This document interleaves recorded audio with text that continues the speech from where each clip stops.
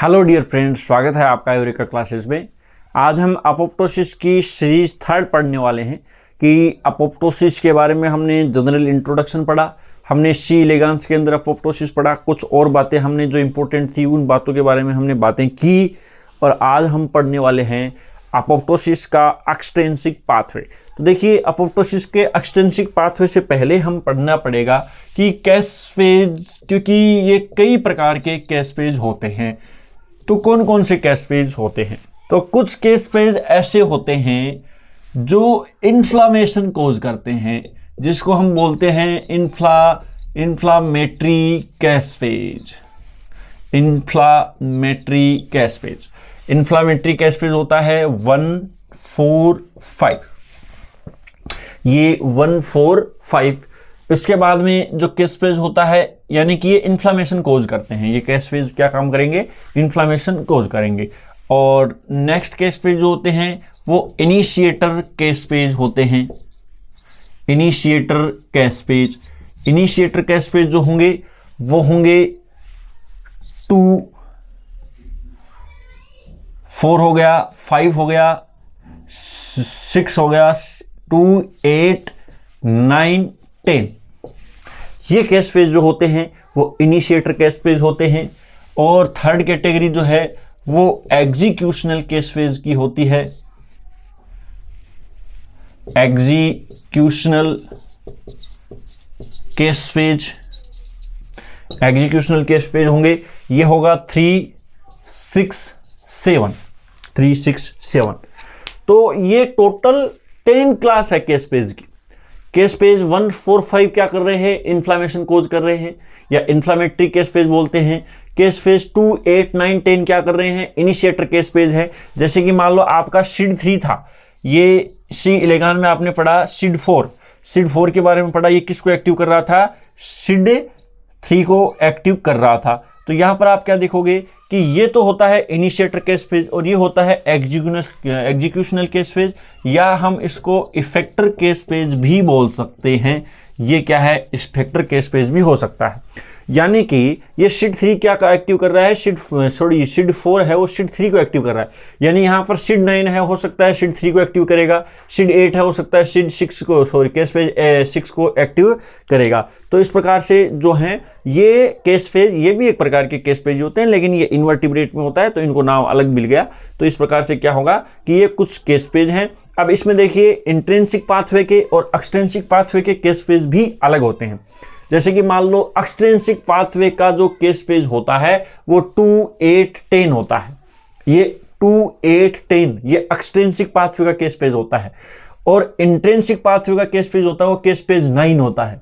उसी प्रकार से जो एक्सट्रिंसिक और इंट्रिंसिक पाथवे का एग्जीक्यूशनल केस फेज है वो केस फेज 3 ही होता है। यानी लास्ट में, यानी सिड 3 की जगह कौन सा केस फेज होगा? सिड 3 और केस फेज 3 ये दोनों एक ही तरह से काम करते हैं, इफेक्टर केस फेज की तरह काम करते हैं, जो फाइनली अपोप्टोसिस करेंगे। तो ये केस फेज की कुछ क्लास थी, ये मैंने आपको शुरुआत में ही बता दिया, तो आपके लिए थोड़ा सा सुविधाजनक रहेगा। तो हम अब बात करने वाले हैं extrinsic pathway of apoptosis. Extrinsic pathway of apoptosis. Extrinsic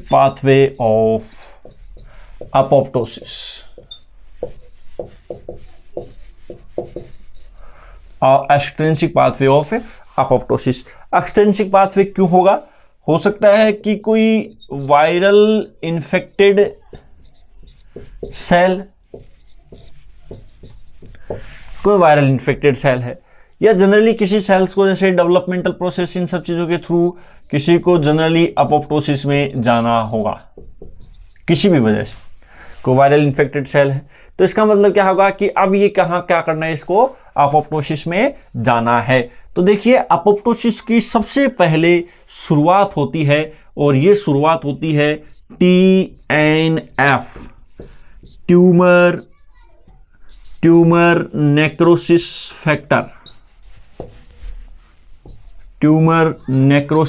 factor. TNF। ये जो TNF है ये मैक्रोफेज भी सिग्नल दे सकता है। मैक्रोफेज भी ये सिग्नल दे सकता है। तो ट्यूमर नेक्रोसिस फैक्टर के रूप में अपोप्टोसिस का सिग्नल जाता है। तो जैसे कि मान लो ये एक सेल है और ये आपकी दूसरी सेल है, यहां पर सिग्नल आया है ट्यूमर नेक्रोसिस फैक्टर के रूप में, ट्यूमर नेक्रोसिस फैक्टर के रूप में, और इस ट्यूमर नेक्रोसिस फैक्टर को हम बोल सकते हैं फास्ट लिगेंड। आप जानते हो कि कोई भी एंजाइम रिसेप्टर होता है, रिसेप्टर पर जो चीज बाइंड होती है उसको अपन क्या बोलते हैं, लिगेंड, और इस लिगेंड का क्या नाम है, फास्ट लिगेंड। और यहां इस सेल पर ये रिसेप्टर है, उस रिसेप्टर को अपन क्या बोलते हैं, डेथ रिसेप्टर, उसको अपन क्या नाम देंगे, डेथ रिसेप्टर, डेथ रिसेप्टर होता है। तो यानी कि लिगेंड और रिसेप्टर का दोनों का क्या हो गया, इंटरेक्शन हो गया, और दोनों का इंटरेक्शन होने के बाद में यहां कुछ फैक्टर्स होते हैं, जिस सब चीजों का इंटरेक्शन होता है इसको अपन बोलते हैं, सब चीजों को मिला करके डेथ एसोसिएटेड डोमेन, इसको अपन क्या बोलते हैं, डेथ एसोसिएटेड डोमेन। ये डेथ एसोसिएटेड डोमेन्स की तरफ यहां पर सिग्नल आएगा, और यहां पर सिग्नल आने के बाद में आप जानते हो कि अंदर की तरफ कौन है, अंदर की तरफ है जाइमोजेंस, जाइमोजेंस अंदर की तरफ है। जाइमोजेंस का क्या मतलब हो गया, केस पेजेज, जाइमोजेंस अंदर की तरफ है, इसका मतलब क्या है, केस पेजेज अंदर की तरफ हैं। इन केस पेजेज में प्रोटियोलाइटिक क्लीवेज होगा, इसमें क्या होगा, प्रोटियोलाइटिक क्लीवेज, प्रोटियोलाइटिक क्लीवेज होगा। और प्रोटियोलाइटिक क्लीवेज होने के बाद में ये एक्टिव कैस्पेज होंगे, यानी प्री कैस्पेज से एक्टिव कैस्पेज बनेंगे, ये एक्टिव कैस्पेज बन गए साहब। इस प्रकार से इनकी स्ट्रक्चर में थोड़ा सा चेंज देखने को मिलेगा। ये एक्टिव कैस्पेज होगा। एक्टिव कैस्पेज में कौन सा कैस्पेज एक्टिव होगा जी, एक्टिव कैस्पेज में कैस्पेज 8 या कैस्पेज 10, और ये किसको एक्टिव करेगा, कैस्पेज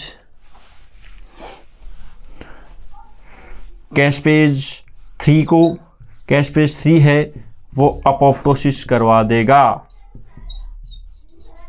ये अपोप्टोसिस करा देगा, कैस्पेज जो है वो क्या करा देगा, अपोप्टोसिस करवा देगा। तो इस प्रकार से ये एक्सटेंसिव पाथवे ऑफ अपोप्टोसिस होता है। जब कोई आपकी सेल्स है वो वायरल इन्फेक्टेड हो जाएगी या किसी चीज़ों से इन्फेक्टेड हो जाएगी, तो यहाँ पर ट्यूमर नेक्रोसिस फैक्टर के रूप में सिग्नल आएगा, और उस रिसेप्टर का नाम ही डेथ रिसेप्टर होता है।